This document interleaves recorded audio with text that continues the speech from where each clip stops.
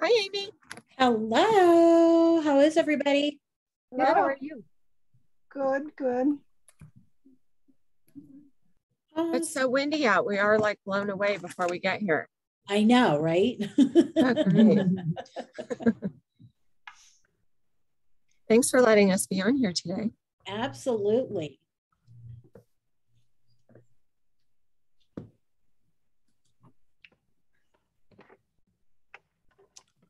We got a busy meeting today. We got lots of people.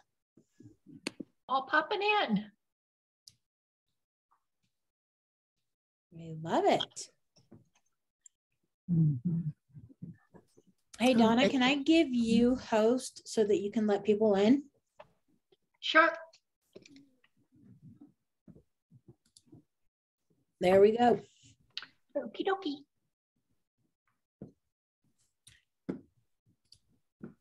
All right. Dun, dun, dun. Hey, Patrick.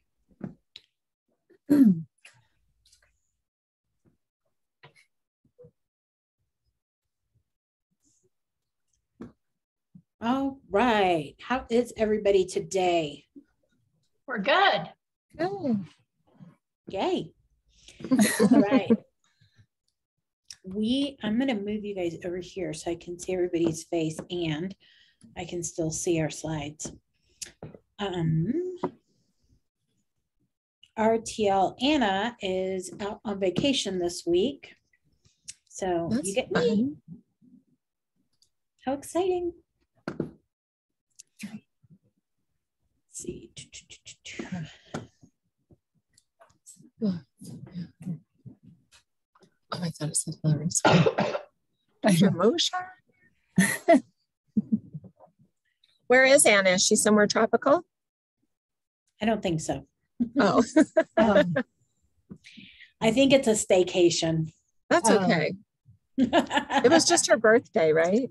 Yeah, she just had a birthday on the 6th, 4th. Yeah.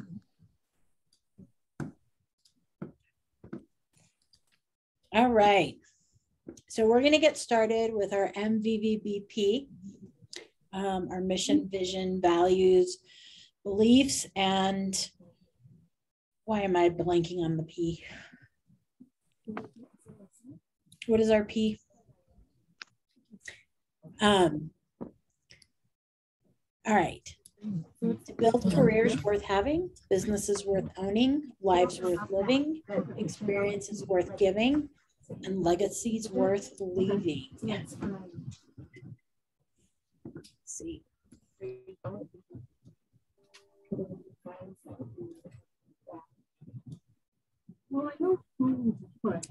If everybody could mute themselves so we don't get any of the feedback, that would be fabulous. Thank you, thank you. Our vision is to be the real estate company of choice for agents and their customers. Our values are God, family, then business. Our beliefs are win-win or no deal, integrity, do the right thing, customers always come first, commitment in all things, communication, seek first to understand, creativity, ideas before results, teamwork, together everyone achieves more, trust starts with honesty, equity, opportunities for all, success results through people. And last, our perspective is we are a technology company that provides the real estate platform that our agents, buyers, and sellers prefer. Keller Williams thinks like a top producer, acts like a trainer consultant, and focuses all its activities on service, productivity, and profitability. So I have a special guest today, my friend Vesla, who is with Heritage Title Upstairs. And I've invited them to join us today because I kept hearing that Heritage Title Upstairs only did commercial I want to try this thing. Only do commercial stuff for us or in real estate in this building. And so Vessel and I met, and it turns out that they can help us with residential as well. So Vessel, I'm going to turn it over to you. Donna, can you mute them? Good morning. I guess.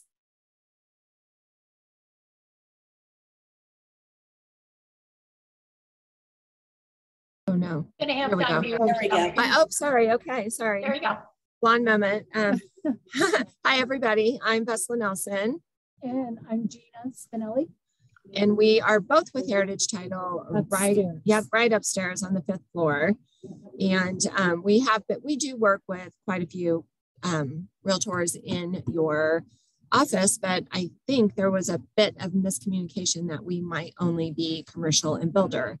And we just kind of wanted to hop on real quick and say, we can help you with all your residential needs as well.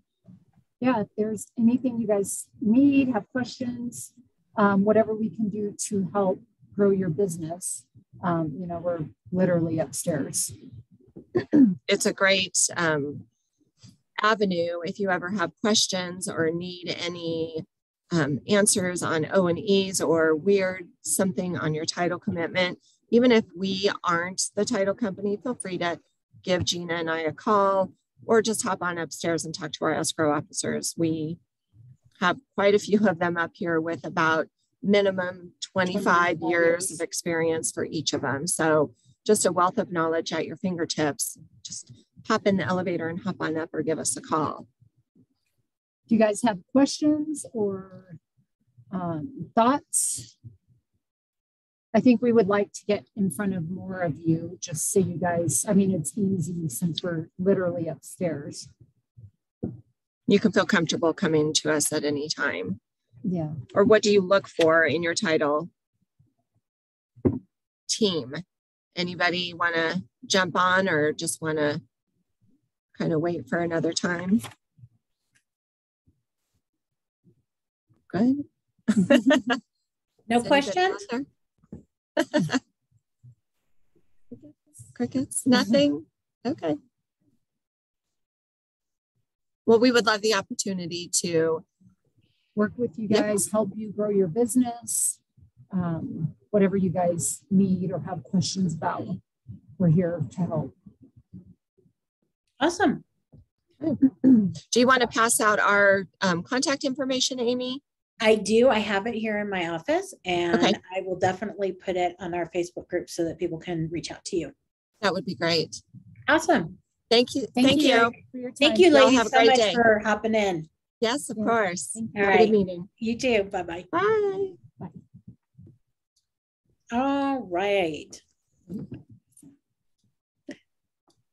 Donna, you are next. I'm next, huh? Okay. Yep. I'm going to start my little 5-minute dissertation saying don't shoot the messenger. I'm just giving you information. So the first thing, everybody got an email from Amy to please go and register for Broker Bay. We will no longer use showing time as of the 15th of April. So everybody get in there, put your information in. The office is registered. It was registered last week. And it is important that you understand we will no longer use showing time period. So go in, get everything done. If you have current listings, I would suggest that you can call the support for Broker Bay and they'll tell you how to get your listings in to Broker Bay if you already have current listings. But you have to understand the 15th is the last day. That's the day it's going to be launched. That's the day we stop showing time and go to Broker Bay. Okay, the next thing is, again, don't shoot the messenger. I understand from my daughter who is almost got her license as a residential appraisal, as of April 1, any tri-level that has a garden level to it, the appraisers will not count that as square feet. So Ricky, when you do your CMA class, That's got to be considered. The appraisers have never counted anything below grade, but the new caveat is anything that's garden level will not be counted into the square feet. How it's going to be considered, I don't know. When I do, I'll let you know. My daughter is sending me a link. So if you want to go in and understand, it's 25 pages long. She'll be sending that to me. And you can understand, just so you know, you have to understand if you've got that garden level, it's not going to be counted in your square feet. Anybody got questions now that I finished? I might have some. I knew you would, Ricky. So in appraiser's world, that garden level of the tri-level just doesn't exist at all? I'm going to say yes, but I'm not 100%. She's trying to find out how if they count it. It counts as basement below grade, I think. That's what I read. That's what when Patrick, I found out about this last week, I Googled it, and that's how I understood it too. As a basement? It counts, but there's above grade and below grade. Basically, if your foot is below ground, it's below grade. Yeah, and that includes the garden level. Garden level, basement, yeah. Yeah, okay. That's so cool. It does be counted. So it's going to be counted as a basement, Patrick? Yes, and then walkouts, I think, are weighted a little bit higher than. Yes, they will be. Yeah. So. Okay. But they also, this is Britt. Can you guys hear me? I'm on Tay's. Yeah. With it can be considered differently though with a walk-in, considering like a level on a tri-level where the garage level is walking, you know what I'm saying? Like your entry level is still garden level on the back side of the home. So there's actually a difference with that piece. And they're also considering now, like slope ceilings, if the 7 feet above, like the square footage would be cut off around the edge where the slope comes down below 7 feet, if that makes sense. Yeah. So that's another piece of it, just to be aware, but it doesn't change things significantly as much because the comparable sales that are out there, like if it was a model match, it's still a comparable sale and the adjustment can still be made based on that comparable sale. So it will make a difference, but not like. Well, it will make a difference. And I would say that you have to be on your toes when you're dealing with appraisers, because you're going to get some Brit that aren't going to count what you just said. And there are going to be others that will count it as a basement. So I want us to be aware of it so that we can defend our position. Yep. And that's what I would say is just to, if they do bring that up, to just say, well, here's a model match that just sold X amount of days ago. And I understand that it was measured this way. However, it's still a model match and this is still what market value was. Yeah. Yeah. I'm just so that you guys can prepare and defend your position is my point of bringing this in, so that you all know that there are certain things you got to do a little bit more for a tri-level. Okay, Ricky, did we get your question answered? Essentially, I'll have some other ones later. I'll be curious to see the first appraisal that I can get my hands on from a tri-level, so I can see how they graded it. Because if I'm understanding this right, what they're doing is they're taking a tri-level and basically appraising it as a 2-story with a basement. I agree. And then how do we list, what if it's a tri-level that actually has a basement, right? Like the 4-level tri-levels. Ricky, when I get the link from my daughter, I will forward it to you, so that may answer a lot of your questions. Yep, I'm sure. Also doing this in other states and have been doing this in other states more actively than we have. So there's other agents in other markets that could answer some of those questions if they aren't answered with further information. And if I get any more additional information on it, I certainly will pass it to you, Ricky, since you do the CMA class. Okay. Anything else, Donna? Nope, that's what I got. Oh, one more thing that popped into my mind.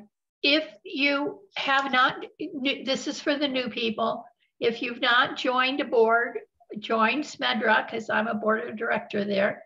And everybody has to join a board to belong to Keller Williams. Just give you FYI, because I get a list about every quarter about who hasn't paid their dues. So please don't let me get one on you guys. Thank you. Thanks, Donna. Yeah. Patrick, you're up. Cool, cool. I got a lot to talk about. But I'll go quick. Can I share my screen? Maybe. Let's see. All right. So while you can do that, now. okay, cool. Let me make sure that. All right. All right. So I want to talk about a couple things. So first thing I want to talk about is I'm just going to briefly highlight numbers. Patrick. Oh, really? No. Hold on. No, Wait. we can hear you. You can hear you, but we can't see anything. Oh, okay. I'm getting there. So the first thing I want to talk about is numbers real briefly. The biggest things that stood out to me last month from March's numbers was first thing, 11 days average on market. We're seeing our best successes of getting people under contract Tuesday, Wednesday, Thursday. If the seller goes through the first weekend and doesn't sell their home, they're freaking out. So instead of competing against 20, 30 people, maybe you're competing against 2 or 3. So with our fast track program, quick closes, earnest money guarantees, we are seeing a lot of success on Tuesday, Wednesday, Thursday, sometimes Monday, but usually the MLS isn't updated that quick. So if you see something on the market that makes it through the weekend, definitely talk about it with your buyers. There were 88 price reductions. I know that's not a lot, but there were about 88 price reductions in the last week from Fort Collins to Denver or Castle Rock area. Those are also great opportunities for your buyers to get in. So just make sure you're watching what's going on in the middle of the week, okay? On that note, I think the worst thing you could do is wait to buy a home right now. I would not be surprised if rates hit 6% by the end of the year. I wouldn't even be surprised if they hit 6.5%, 7% next year.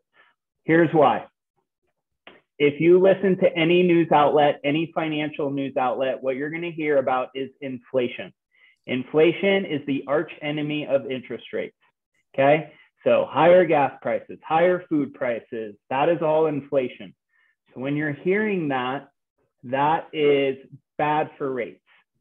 So I think the likelihood that things are more expensive next year, both home value and interest rates, far outweighs the likelihood that things will be cheaper. So I cringe anytime a client says, hey, I'm going to hold off until next year. The biggest reason home values probably won't dip, I think it'll slow. The other stat was we saw 20% appreciation over last March. I don't think home values are going to dip. I think we may see 5 to 10% appreciation. We can't, sustain a 20% appreciation. So I think with rates rising, you may see a slowdown. But the problem with the market right now, as far as competitiveness, is supply and demand. So economics 101, there are too many people that need a home for what's available.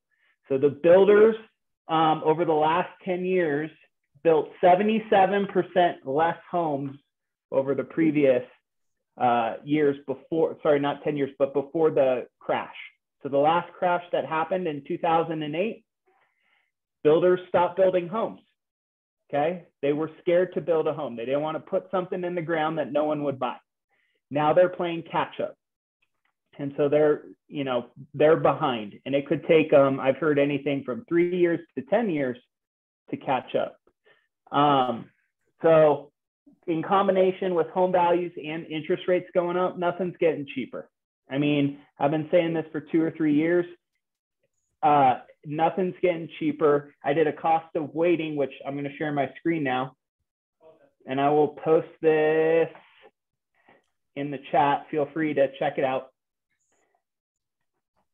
There's a video in it that explains it. Wow, that's a horrible picture. Maybe I can change that. But basically, if you buy now at 500, I ran these numbers at appreciation of 5%. So that means the home you could buy now at 500 is 525 next year. I think that's somewhat conservative. You just lost 25 grand. Okay. That means your mortgage is higher. The rates go up 1%. So your rate's 1% higher on a $500,000 home. That's $500 a month. You're adding to your monthly payment. Okay. If rates go up, home values go up, you're going to pay more interest. Here's kind of a breakdown. It's about $500 per month. Over the first 5 years, if you wait and these things come true, you're looking at $24,000 loss plus the $25,000 in increased cost. So you're talking $50,000 in the first 5 years if you wait. And over the first 10 years, you're going to spend about 60 grand more in interest, plus the 25 grand you lost in appreciation. So you're talking 75,000. Okay. This is an interactive link with a video with a really bad picture, but you can send this to your buyers and I explain inflation, home values, all that, how this works. I will post it in the chat and I'll post it on Facebook. Feel free to use this with your buyers. If you want me to customize this for a buyer in a certain price point, I can do that. So I can show you someone that's looking at a 350 condo or $1 million 2-bedroom house. That was kind of a joke. All right. So bottom line, don't let your clients say, hey, I'm going to wait without educating them. I mean, some people do have to wait, but if they have the ability to buy now, they should. Okay. All right. I got one other thing and actually 2 other things. Happy hour tomorrow, 4 p.m. Ocean Prime, 4 to 6:30. Come by. They have really good food and really good drinks on me. Okay. So come by, say hi. And then lastly, I want to introduce you to Gail Zweben. She's somewhere on your screen. She is a licensed loan officer on my team. She is going to spend at least 3 days a week in the office. So you have someone to walk over to and ask questions anytime you need it. I am not disappearing, although some of you may like that. I'm not. I will still be here. For team meetings, I'll be in the office, I'll still be around, but we just wanted to make sure we have someone available for you in the office anytime you need them. So Gail's a licensed loan officer. She's been with me for 3 years. Gail? 2, 3? I can't hear you. I think it's 3. We're going to go with my answer. 3 years. So she's awesome. Some of you have already worked with her. I'll be in the office helping her get to know you guys. And if you have any questions, let her know, let me know, but she will be there during the week. Any questions for me?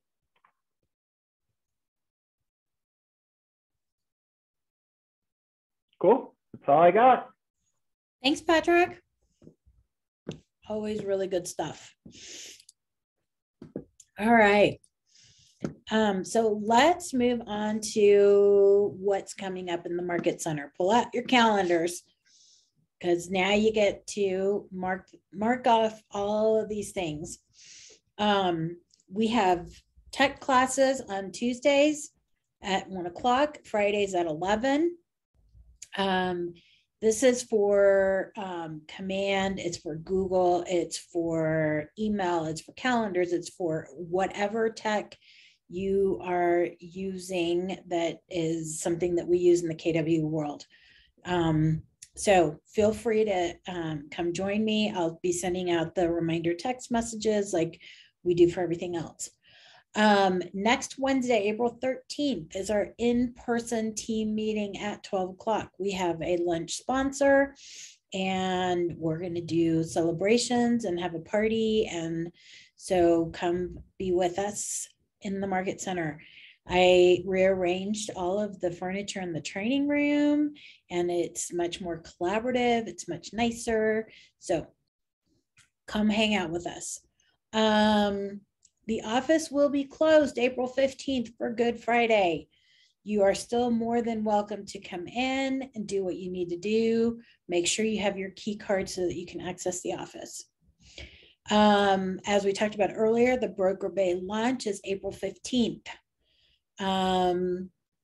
Jake's Investor Series begins again on April 22nd at 4 o'clock. It will be here in the Park Meadows office. And then don't forget that the Leverage Series with Cody Gibson is April 25th and 26th. They are having this event at the Marriott right next door to us. So it's close. You don't have to go downtown and find parking. For anybody who is looking to grow a team, be part of a team, hire a TC or an assistant or any of those things, this is definitely something you should consider doing. It is really, really impactful and powerful. So we also have our next client event coming up. It is a paper shredding event. I don't know if Gwen is able to pop on, but here are the details. I'm sure she's going to be sending out information if she hasn't already. This is for your clients. Oh, there she is. Hi, Gwen. I'm walking out, but yes, it's already in the Park Meadows Facebook group, and let me know if you need some different kind of graphics or anything like that. I'm happy to help. But yeah, pretty much it's going to be either in the front or the back. I don't know, but you look for the big old truck, and that's how you'll know you're at the right place. So this is perfect for right after tax time. Right? Exactly. Yep, that's kind of what I'm thinking. Anyway, so you'll look for communications for that, and make sure that you guys engage your people and get others participating. Just some FYIs, there's a this is Fair Housing Month, and they have a whole calendar for you if you're interested in that kind of stuff. And then we also have some KW segment events. So if you're looking to do leadership masterminds, luxury, commercial, new homes, et cetera, we have a calendar for that, and you'll probably find it on Connect as well. But if you need any of these dates or anything, feel free to reach out to me. Your April social content calendar is also out and available. You'll find that through the Outfront magazine. It's also on KW Connect. And of course, we have some designs to go along with some of this stuff in your command. Your next magazine will be coming out late this month. It looks like it's going to have some really great stuff, so look out for that. And now let's get to the good stuff. Cybersecurity. So this is kind of a topic that's really important to me, just because I love to live in the tech space. But my husband was also in IT networking, and so I learned a lot from him. My dad, when he was running his library, there was a lot of cybersecurity issues that came up with what he did, because it was dealing with the Holocaust and deniers and things like that. So this is a subject that's important to me. And I really feel like it's important to share some of the things that we don't think about on a daily basis. So just to understand exactly what cybersecurity is, it's just a general term for technology, practices, and processes used to protect online data from unauthorized access or misuse. That's the nuts and bolts of what cybersecurity is. So here are some best practices and things that you definitely want to do. You want to back up your data often. So you know, most of what we do, for example, in the market center is cloud-based, right? Because we do everything in our Google suite.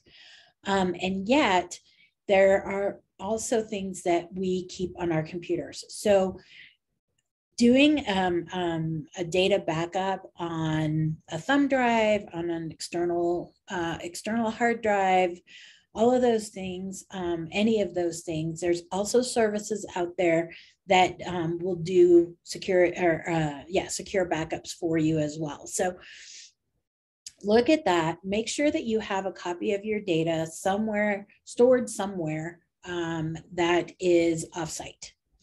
And so offsite for a lot of you might mean, you know, not in your house. If offsite is here at the office, cool, right? Whatever it takes, just so you have a clean copy of your data periodically. Protect your devices and networks. And what that means is make sure that you have enough malware and antivirus software on your computers. Third-party cookies, things like that, can sometimes bring in unwelcome bits of data that can crash your data. Google Chrome is one of the most secure online, or is the most secure online web browsing products there is. Google has very, very high security settings, and that's one of the reasons why KW uses Google, Gmail, Google Suite, etc. Use strong, unique passwords. So our next slide, I'm going to show you what that looks like and how you can take advantage of some of the data that you're going to see on that. And I'm just going to warn you, it's a little bit scary. So this is not intended to scare you. This is really just intended to bring some awareness into your world so that you're keeping safe. Beware of suspicious emails. So I've seen emails that are supposedly sent to you by PayPal, Bank of America, Wells Fargo, any of these financial institutions that we feel like we can really trust. And some of those emails are phishing emails, phishing spelled P-H-I-S-H-I-N-G. Phishing emails, or clickbait is another term that they use. And they're intended for you to click on them and then perform an action, right? Whether it's fill out a form or it is asking for financial information, Social Security, all of those kinds of things. When you see emails like that, oftentimes if you click on them, it'll redirect you. And if you look at the address bar, there's going to be a clue in there somewhere about that will alert you to the fact that it's not secure. Whether it doesn't have the little lock up in the address bar, it should have like a little padlock, or the spelling of it, that could look different. And sometimes it's hard to tell. So if you ever receive emails like that, you're best not to open them and call the financial institution that has sent it to you. You can call PayPal, you can call Bank of America, you can call Wells Fargo, you can call all these people, right? And find out if that's a true email. And I'm going to tell you that 10 times out of 10, it's not, especially if they're asking for sensitive information. So delete it, move on. Don't open emails like that, please. Cyber coverage, cyber insurance coverage, we have that, and so do you, and it is part of our E&O. We did have a team meeting with our E&O insurance, and it is posted on our YouTube channel. You can go back and listen to it. He was super informative. I cannot think of his name off the top of my head. Donna, do you remember? Name is Paul Bundy. Oh yeah, Paul Bundy. That's right. Anyway, his team meeting was amazing. So you can always go back and look at that. Change your social media passwords every quarter. Sounds like a lot, feels like a lot, probably is a lot. And if you can at least do it twice a year, you're probably better off than most people. Don't visit unknown websites. If you get a pop-up that says this may not be secure or something like that, Google Chrome oftentimes will block those kinds of things. Listen, they're probably right. It's probably not a website you want to visit. When you visit websites that are not secure or that come from phishing emails, a lot of times what happens is these hackers will go in and take control of your computer. It's happened. I've seen it happen. It's happened in our market center. So please, please, please be very, very careful about that. Malware and antivirus software we talked about. Always do software and application updates. If Chrome says you need an update, do the update. If your phone has app updates, especially software updates, those are high priority. Make sure you do them. Oftentimes they have security updates that are important. And then the last thing is setting up two-factor authentication. So for example, if I try to log into my Gmail account from another computer that Google Chrome doesn't recognize, it's going to say, hey, we need to send you a code to your phone that ends in 52. That's two-factor authentication. Whenever you have the opportunity to set that up, it's kind of a pain in the butt. I get it. And it is definitely a great layer of security to keep your stuff safe. So here we go to kind of a scary graphic about passwords. When you set up a password, you can look at this table and it shows you the time it takes a hacker to hack into your passwords. Some of the most common passwords are the word password, right? 1, 2, 3, 4, 5, 6. Your initials and birth date, anything that has numbers in from your social security number. I have actually met people who have used their social security number as a password. Bad idea. So just be aware that the more numbers, lowercase, uppercase, and symbols that you can use in your passwords, the better off you are. There is an app that I use called LastPass. It's free. I love, love, love it. And it stores all of my passwords, and it can create really nice secure passwords for me if I need them to. Now, I'm the first to admit I am not the best at coming up with good passwords. That means I have to remember it, and I'm probably not going to, right? So I think most of us fall in that category and forget and just use things that we know we're going to remember. But this is just a good look at what your passwords mean in terms of time for a hacker.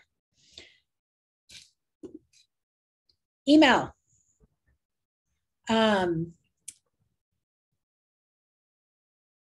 It is definitely the most widely used way into your personal world from a hacker's point of view. So malware and viruses can literally obliterate everything that you have. They can take control over it. They can install things. They can access your information. They can do all kinds of things. So make sure that, I can't even stress this enough. Don't open an email that you're not familiar with. Don't open an email that's asking for information. Another good way actually to tell if emails are legit or not is look at the writing. Do they have grammar and spelling mistakes? That's usually a telltale of, you know, who actually wrote this. There's 2 links on here. One of them is from answers.kw.com. And if you think you have a phishing email, this will walk you through what to do. The other one is also from Answers, and it walks you through how to change your email password if you want to do that. If you feel like your password is too easy, or if you think that somebody might have hacked into your email or any of those things, you can definitely change your passwords. And I'm going to post all these slides up on our Facebook group so that you guys can access them if you need any of these links. So I'm going to just stop for a quick second. Does anybody have any questions so far? No? Okay.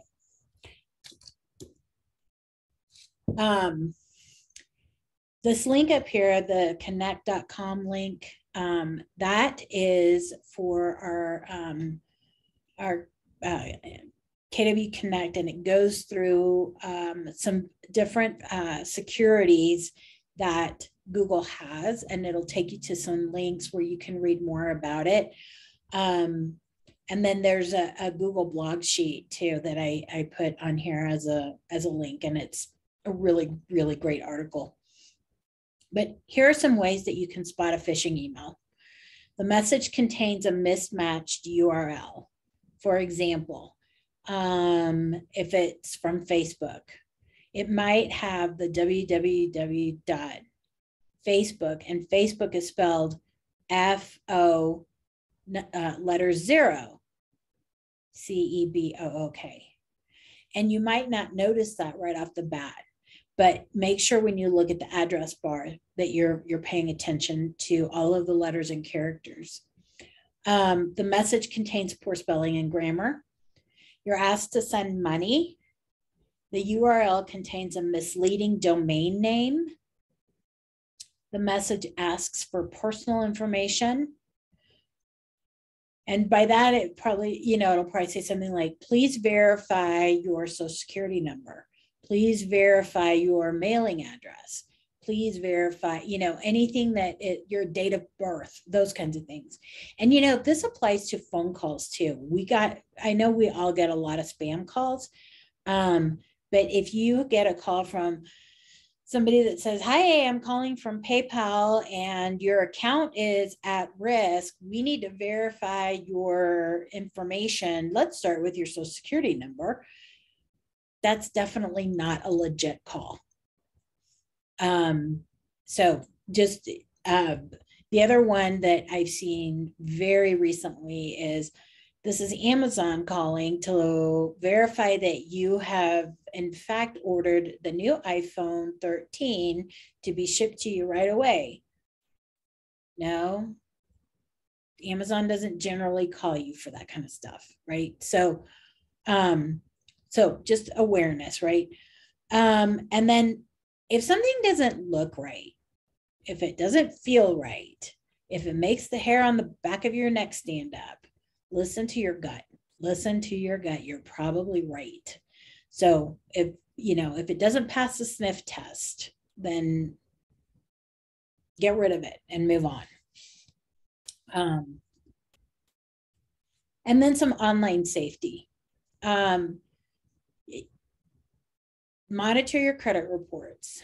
Look for anything on your credit reports that doesn't look right. I'll tell you from a personal experience. I had a credit card, and all of a sudden, I logged in to do a payment, and I saw all this stuff, all of these charges, and I was like, what the heck? And somebody got a hold of my card number, called the credit card company, and put themselves on my account, and were charging tons of money for all of their little shopping sprees. So watch your statements, read your statements carefully. watch your credit reports. Shred documents containing financial or personal information. We have a shredder bin here at the office. It is available to you at any time. If you have sensitive information you need to get rid of, feel free to bring it up to the office. We do have a shred event coming up. That's a good opportunity too. But our shredder bin is here all the time, 24/7. So you're welcome to it at any time. Look at the URL of the website. Again, make sure it's got the lock, make sure that it's an HTTPS, S stands for secure. If you get a warning from your browser that says this site may not be safe, probably isn't, probably should listen to that. Any questions?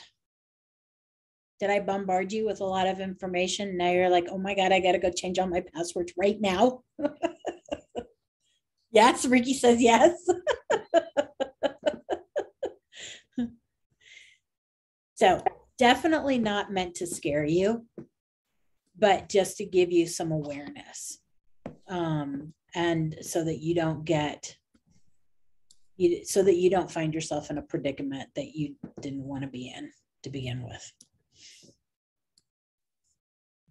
This was great, Anna. I mean, Amy, because I got the calls from Amazon. Yep. Yeah, and I get the ones that say, this is the tax, this is the IRS and tax. Oh, yeah. This or that. That's another big one that's going on right now. Yep. Oh, and your car warranty. Did your car warranty expire? Like yeah. Mine is expired at least 100 times. At least. So, there you go. Yeah. But I think a lot of it, in my case, it's my age and it flags a lot of things. Yep. And someone that is not tuning in, or a parent or a grandparent, they will be frightened. They will be scared. And for me, I just have very nasty words for them. So there you go. But this one was real. This is good though. I think I take my computers in about once or twice a year to go through diagnostics just to see who's put something on there that shouldn't be. Yep. Which is something I don't think we all think about for our computer. And but it's something that should be done. And for the fact is we are so connected, right, via the internet. In one way or another, whether it's a Wi-Fi connection or a hardware connection, but we are constantly on our computers. And so that just opens the door for these things to happen. And, Donna, you brought up a really good point, and that's our seniors and our parents, our grandparents, have these conversations with them. My mom's 86. She's pretty computer wise and savvy, and yet she fell for a scam. And fortunately, it didn't cost her thousands of dollars. It cost her a couple of $100, but it could have cost her way more. Yes. So make sure you have these conversations with your parents, grandparents, anybody else in your world. For sure. It's a problem. It is definitely a problem. And anytime you buy something, you just assume that your name and phone number are going to be given to somebody else. Yep. It doesn't make any difference if they tell you no, they will be. Yeah. So you get all kinds of crap rolling in. I did a couple of years ago, maybe. I went into RE Colorado and did some searches. And then after that, I got right immediately got a survey from RE Colorado, and you would win, some prizes and $100 gift card, Visa gift card. So I started filling that out. And then I thought, well, normally I don't receive this type of thing. And I called them, and sure enough, they said they do not do those surveys. And I was in the middle of it. So I ended up canceling and deleting the whole thing. Right. So, that was from RE Colorado. Yeah, it comes everywhere. Yep. Yep. Any questions? So if you guys, need help changing passwords, or need any recommendations on antivirus or malware or anything like that, reach out to me. I do have some really good resources, and I can help you change passwords and all of that. I've done it plenty myself. So feel free to lean on me as a resource for any of these things. Amy, is there any place you can send like emails that you feel are phishing to some Colorado place to make them aware of them? No, not really. When you get emails like that, for example, if you got one from Bank of America, we used to get them from Bank of America all the time. Call them, and oftentimes they have an option that says fraud or report phishing email or anything like that, just because they know it exists and it happens all the time. And then or go to their website. Generally, they will have an email address that you can forward those to. So just look on their website or give them a call. One of the two options, if you want to take it that far. But just know that a financial institution is not going to send you anything via email, especially if it's asking for any kind of personal information. I guarantee you 100% that is a phishing email. Okay, thank you. Yep. I hope you guys found this useful. I will post these slides on our Facebook so that you can grab the links if you want them. And again, feel free to lean on me as a resource for anything that you might need. And that's all I have for you guys today. So you get a few minutes back. Amy, can I have just a couple of seconds, please? Of course. Everybody check your emails later this afternoon. Everybody in the market center is going to get an email about the summer bowling league that we're going to do. I'm looking for at least 8 people somewhere between 8 and 10 people to commit so we can do 2 teams of 4. The league will be on Tuesday nights at 7 o'clock. I think it's 7, maybe it's 6 now that I say it out loud. 6 or 7 o'clock, it'll be in the email. Nick, you'll get that information handled correctly. It's going to cost you guys $10 a week to bowl. It's a no-tap league, which means if you throw 9 pins on your first shot, you get credit for a strike. Should be kind of fun. And we're just doing it culture perspective, just trying to get people back out and hanging out and socializing. So it doesn't matter if you think you're good or not, show up. It's at Arapahoe Lanes, which is at Arapahoe and Dayton. And for those who may care, I think it's my favorite bowling alley bar ever. The bowling alley bar is there. And Corey, the bartender, is pretty cool. Attaboy, Jimmy, I like it. Right. So it's going to cost $10 a week. The market center is picking up the difference. It's actually going to be somewhere between 17 and 19 bucks a week, but the bowlers themselves only have to pay 10. So just trying to promote some culture. I know Nikki, my assistant's going to be a sub. She can be there some Tuesdays, but not all of them. I will probably bowl once or twice myself. I can't commit to every Tuesday because I live, a third of my life in Wisconsin. As much as I love bowling, I'm not commuting for bowling. So that information will be in your inbox later today. We are going to do a Zoom meeting next Tuesday at 9 a.m. The Zoom room info will be in that email. So show up, ask questions, whatever, and that will be the easiest way to register for that is to show up for that Zoom Tuesday at 9. And if you got any other questions, everyone knows where I'm at. I'm not hiding. I'm pretty easy to find. So reach out and let me know. Awesome. This is for market center people and their significant others. If they like to come to, bring your wife, husband, boyfriend, girlfriend. Don't bring both your wife and girlfriend. That's probably not bad. Pick one, whatever. But show up in that Zoom. Cool. Awesome. Cool. Thanks, Ricky. Anybody else? All righty. Well, get back to your day. I hope it's productive. And I will see you guys soon. Bye. Bye.